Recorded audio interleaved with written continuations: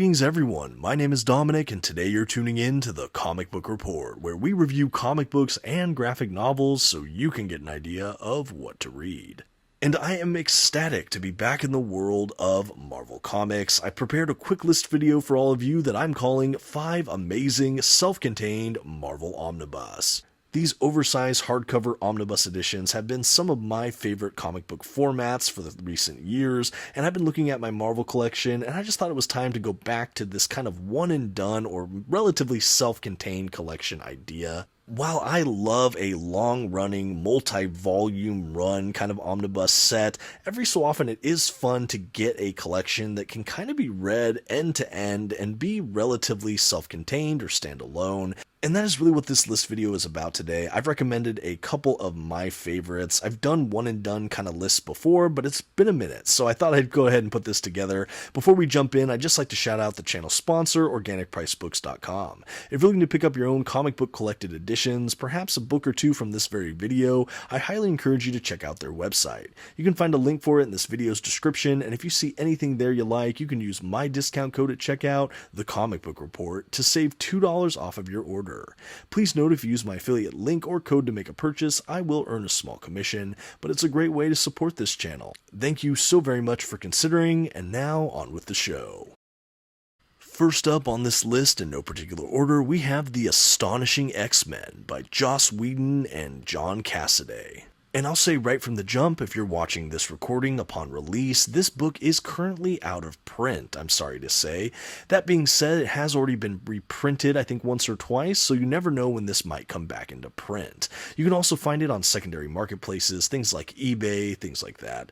But I wanted to bring this up because I know they're also publishing parts of this material in the new modern Marvel Epic collections, which are a sequence of paperbacks Marvel's been releasing recently. So that might be another on-ramp or way to collect this material. Why I love the Astonishing X-Men run is because honestly it's one of the very first X-Men runs I had ever picked up. I recall borrowing the first trade paperback collection from a good friend as a kind of gateway into the larger X-Men world. It should be noted this omnibus, or this run, does follow immediately after the new X-Men era from Grant Morrison, which also got its own omnibus edition. So if you are trying to read a broader context of X-Men, you could read that before this. However, I wouldn't say it's explicitly necessary. I do think that there's a good chapter turning of the page for the X-Men universe by the end of Morrison's run on New X-Men, that you could really pick up Astonishing X-Men here and just jump right in. This omnibus also had a kind of previously on or setting the stage for really important plot points in the X-Men universe that you might need to reference before enjoying this collection. Why I love seeing that in this omnibus is it really does bring you up to speed if you're not entrenched in long-term X-Men canon. It just gives you a brief overview of flyby to just know what could be helpful to enjoy the stories.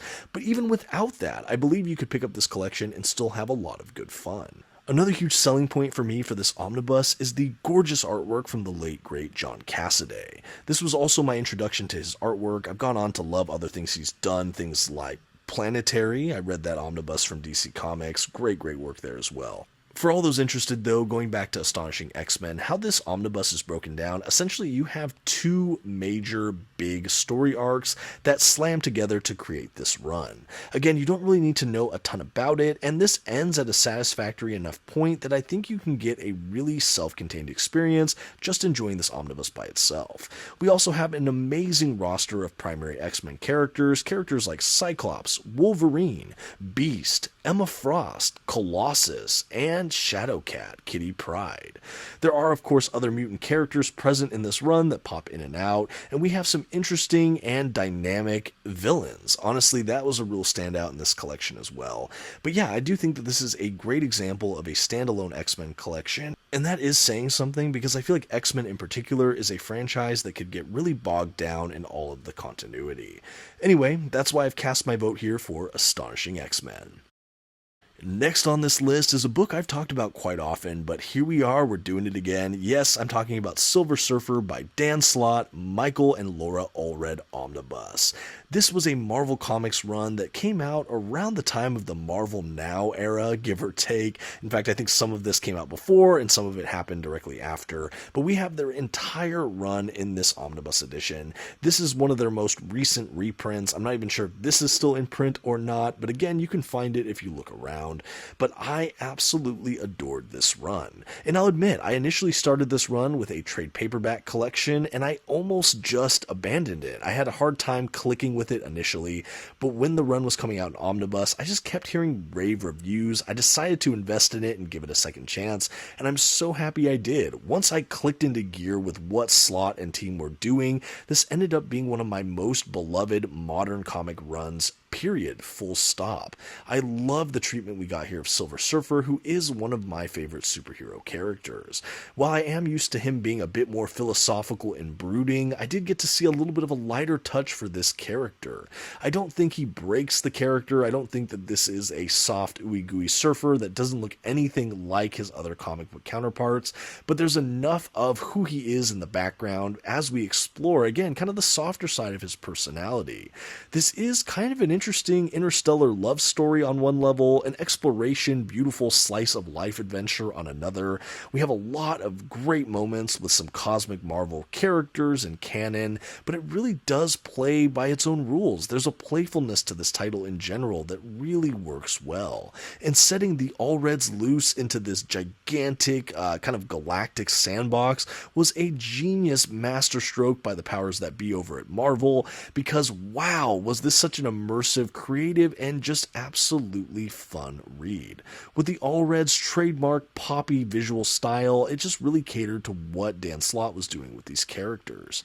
And I'll admit I am a fan of Dan Slott's writing, and yet I have never seen him as earnest and heartfelt as I've seen him in these pages. I was so moved by this run, and it was impossible not to shed a tear at least once or twice in my reading experience throughout this omnibus. This is a really brilliant book that has some of the best art I've ever seen in an omnibus edition. Having it in an oversized format is a must, and I just treasured this book. In serving the overall prompt for today's video, I do think it's a fantastic example of a one-and-done, self-contained kind of omnibus. You really don't need to know anything about the Surfer.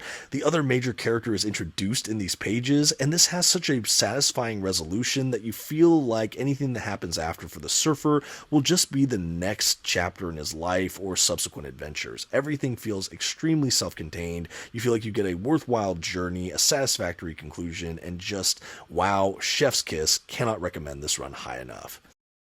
Next up, we have to talk about the all-new Wolverine Omnibus by Tom Taylor. This was such a fantastic read. I got this for Christmas maybe 3 years ago now. I read and reviewed it on the channel, so if you want more details on my thoughts, more of a spoiler-heavy analysis of this run, you can definitely check out that video. But yes, this is the all-new Wolverine, Laura Kinney, X-23, taking on the mantle of, yes, Wolverine. Why I think this is such a delightful standalone or self-contained omnibus is because you don't really need to know a ton about the character or even the original Wolverine, Logan, to enjoy the stories in this book. In fact, she is already Wolverine in the early pages of this omnibus. That happens somewhere else, but that is almost irrelevant. We just see her stepping into new adventures. Tom Taylor and team set a new status quo for this character. We get introduced to a supporting cast of characters that just fill out the whole of the adventures for this run, and we have a satisfying conclusion. You definitely feel like there's more that could come after this, but you are pretty satisfied with what we have in these pages.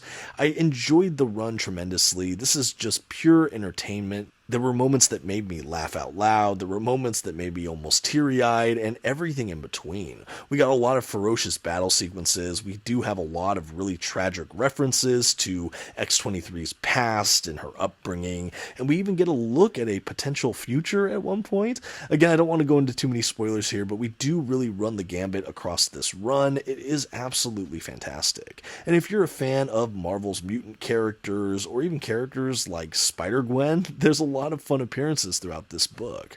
I also just think that this is a character that I could never get tired of. I think that she is a fun kind of legacy character for Wolverine, who is one of my favorite Marvel characters, period. And so seeing another person have that mantle and me enjoying that character almost just as much, I think is a real triumph. I've enjoyed what I've read of X-23 in her own omnibus and in pages of other books, but I think that this is where she really comes into her own as Wolverine, and I just felt myself so engaged with this character. This is a run that, even though I finished it a couple years ago, I think about it quite often, and honestly, even looking at it now, it makes me wonder if I'm due for a reread. But that is the all-new Wolverine Omnibus by Tom Taylor. Definitely worth a pickup if you can find these issues. And hey, if you've been enjoying this list video and you'd like to see others or comic book reviews, unboxings, tours, shorts, or more, and you've yet to subscribe to this channel, I would just like to invite you to do so. I'm always doing videos like this, and I would just love to see you aboard. Thank you so much for considering. Now let's keep this list right on going. Alrighty then, another fantastic example for me of a self-contained, one-and-done kind of omnibus experience over here at Marvel is absolutely Black Panther by Ta-Nehisi Coates. Admittedly, I am a relatively newer Black Panther fan, but this was a run that always garnered my interest, and when I had an opportunity to pick up this omnibus, I just leapt at it. This was such a fun experience, and I enjoyed reading the adventures we had in the pages. After enjoying the Ta-Nehisi Coates Captain America run, I had heard from almost everyone in the comments that if I liked that, I would love his run on Black Panther, and I'm happy to say that that was absolutely my experience. What an engaging, fun read. This run is basically broken down into two major halves. We have kind of a geopolitical revolution uprising kind of story in the nation of Wakanda, with T'Challa as Black Panther trying to navigate all of the ins and outs of leadership over there. We have a lot of great villain kind of battles and experiences, some great moments with his family and other things like that. The second half of the book really concerns itself with the intergalactic, almost Star Wars take on Black Panther. I know that sounds a bit interesting, but trust me, it does work effectively. And how Ta-Nehisi Coates weaves these two halves together for a really satisfying conclusion, you just kind of have to read it to believe it. But you have all of that together, his entire run, in this one massive tome, and I couldn't tell you how much I enjoyed it. Although I did try with my full review of this book, so if you are interested, check out that video if you've yet to. But yeah, I think that this is a really great example of a one-and-done kind of omnibus from Marvel. I know there are other really highly recommended Black Panther runs out there. I haven't read them all, so I can't speak to that, but as a newer Black Panther fan, someone who really got onboarded with this character after enjoying the movies from the Marvel Cinematic Universe, I thought that this was such an accessible, fun read. You really don't need to know a ton about Black Panther to enjoy this book either. I think it really does a good job of bringing you up to speed on notable happenings from what happened before, and like I said, we have a stunning resolution by the end of this omnibus. So anyone wanting to break into this character, I do think that this is a good example, or a good recommendation, I should say, of a great starter omnibus for Black Panther. And if you want to just check out Black Panther, maybe don't want to get invested in his whole history, and you just kind of want a one and done, again, another great example here. It's a really full reading experience, and because you have those two different halves of the storytelling, you do get a little bit of everything, honestly, and I really felt myself loving both halves of this run, but for very different reasons. The artists we have throughout this book as well are dynamic and interesting, if not identical. You know, both halves have different artists that primarily work on them, but they really work for that subject matter. Yeah, overall, a really, really fantastic read, one I would highly recommend, and one that, yeah, I think works as a standalone. And last but not least today, to round out 5 amazing standalone Marvel Omnibus editions, I have to talk about the Immortal Iron Fist and the Immortal Weapons Omnibus from Marvel Comics. Now, I did do a full review of this omnibus on my channel sometime in the last year, but wow, was this a fun reading experience. Interestingly enough, this was not quite an omnibus reprint, but rather an expanded edition omnibus of an already previously released Iron Fist omnibus. But I will say, I do think this this is the definitive way to read this material. It includes not only that Iron Fist run from Ed Brubaker and team, but really the greater run that incorporates all of those Immortal weapons kind of issues or miniseries, tie-ins, all the things, for a really just comprehensive look at this period in Iron Fist's history. Now, admittedly, this is a character kind of like Black Panther that I didn't know a ton about. I'm a newer comic book fan of Iron Fist, but wow, have I really started to become one. After enjoying this omnibus, as well as the Danny Rand early years Iron Fist omnibus, I have to say I'm ready for Iron Fist to have a major comeback in this comic book space. For a long time, I had heard rave reviews about this run from Ed Brubaker, and I had always wanted to pick it up. But it wasn't until I got this omnibus that I was finally able to do so, and it absolutely lived up to my expectations and then some. You don't need to know anything about this character to jump right into those early issues, and by the end of this massive omnibus, I thought I had such a comprehensive understanding of who this character was, who his supporting cast is, his triumphs and low moments, and just what a saga you get to go on in this book. If you like kind of the mysticism of a martial arts kind of narrative, there's perhaps no better book I've read lately, other than perhaps Firepower as well, which I could also recommend from Robert Kirkman, but this is a fantastic read. If you like this genre, it has kind of elements of Mortal Kombat infused in it as well. I don't want to get into too many spoilers here, but this was a fun and fantastical martial arts based comic. Yes, we do have some superheroics in there, but it feels like more than that. It's more in that kind of fantasy scape, the kind of fantasy genre that goes into that mystical martial arts sort of stuff. But yeah, just really brilliant stuff here. I love the artists we have throughout it. We get a lot of different artists. You know, you have David Aja near the beginning, and then it just ventures out into just so many different art styles. I love the way that the team expands the lore of Iron Fist as well. We not only have his history and things in Kunlun, but we also get to know the history of some of the other Iron Fists. And I think that that's really something Brubaker and the team bring to this that really expand the lore of Iron Fist in some notable ways. While this book absolutely left me wanting to know more and read further adventures of Iron Fist, it also left me satisfied with the absolute glut of storytelling we got. I think that if you've ever been curious about this character, this is the comprehensive and really most necessary reading experience I could point you to. I think this reads fantastically as a standalone, and it's one I think about often since completing. Don't miss out on the Immortal Iron Fist and the Immortal Weapons Omnibus. And believe it or not, with that, I'm already going to begin to wrap up today's video, 5 amazing self-contained Marvel Omnibus editions. I love the world of Marvel Comics, I love the omnibus oversized hardcover format, and I truly loved all of these runs I've talked about today. I've reviewed most, if not all, on the channel before, and these are books I think about quite often. I had an absolute blast revisiting these books for the sake of this video, and I can't wait to talk to some of you in the comments. Please let me know if you've read any of the titles I've showcased today, if you recommend them, if you agree with me on how I feel about them or not. I'd love to hear that as well. What are some other great Marvel or even DC omnibus editions you think would fit this prompt, being more or less self-contained or one and done, that you would want to recommend to the comic book community here? Again, I encourage all of you in the comments section to let me know. Let me know if you've enjoyed this video. I'm still having a blast making comic book list videos like this for all of you, so I hope you've been enjoying them as well. Thank you for taking this ride right along with me, and until next time, this has been the Comic Book Report. Please don't forget to give this video a like, that comment we talked about, and maybe share it with a friend. Thanks, and bye.